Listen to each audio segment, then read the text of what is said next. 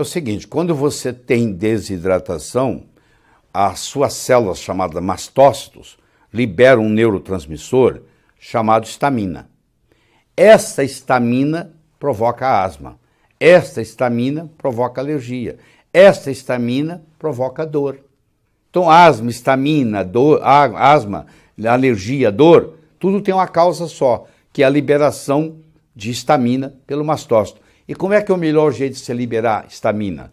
É com desidratação, é com falta de água. Foi isso que o Dr. Batmanghelidze descobriu. Então, o melhor antihistamínico que ele conheceu e que ele propaga nos 6 livros que ele escreveu é você dar água com sal.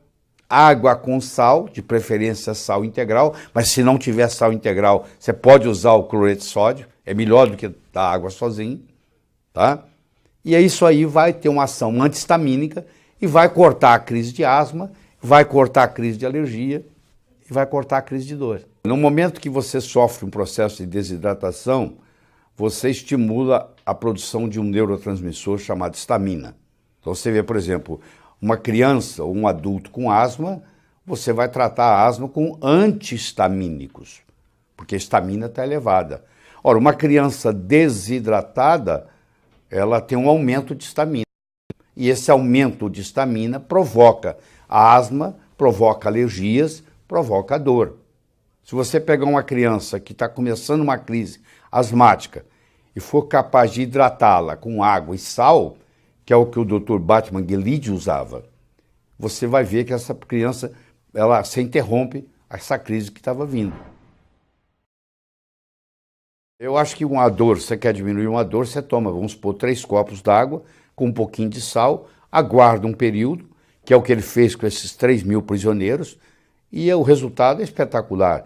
Eu ensino isso para os meus alunos, os alunos fazem, inclusive, com os pais, e me trazem os resultados fantásticos.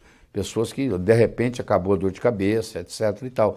Que, aliás, está publicado, não estou inventando isso.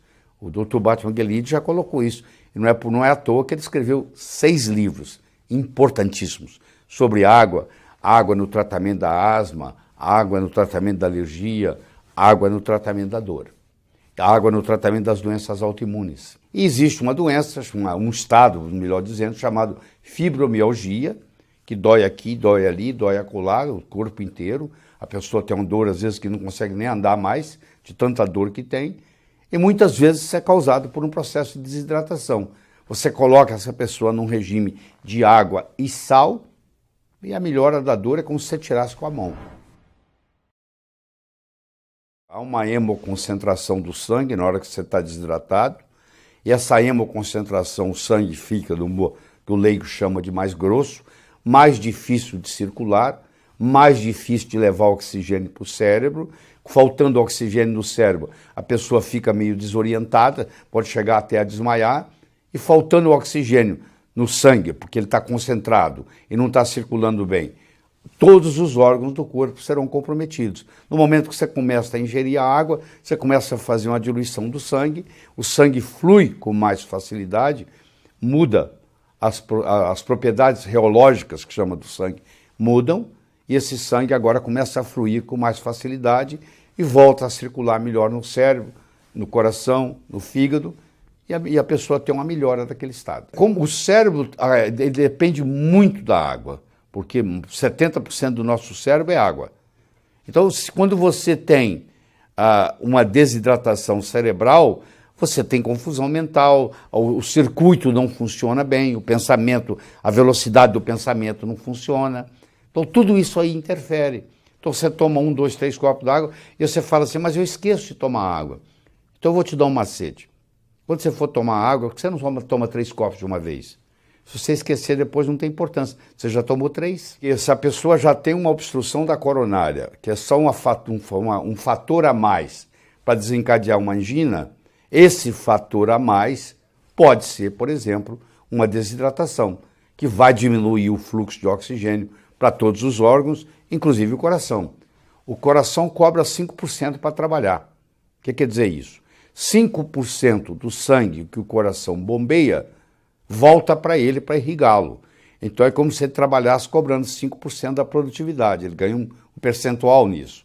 Ora, se acontecer do sangue estar muito espesso e não circular bem, esse coração agora não tem o mesmo desempenho.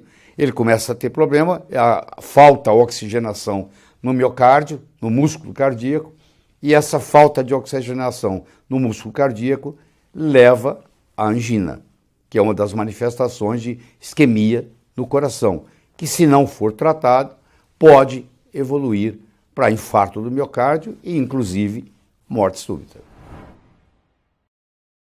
O mesmo processo acontece, olha só, quando eu concentro, faço uma hemoconcentração, os ingredientes que estão lá aumentam proporcionalmente, porque o volume diminuiu. Por isso que o colesterol parece mais alto, porque agora tem menos volume, que ele desidratou, aí quando vai medir o colesterol ele está mais concentrado, aí ele dá alto. É por isso que ele dá alto. Por um erro pré-analítico, que a gente chama. Antes de chegar na bancada do laboratório, ele já veio concentrado. A gente sabe disso assim, ó. A gente tem uma hemoglobina. Vamos supor, se a hemoglobina é 18.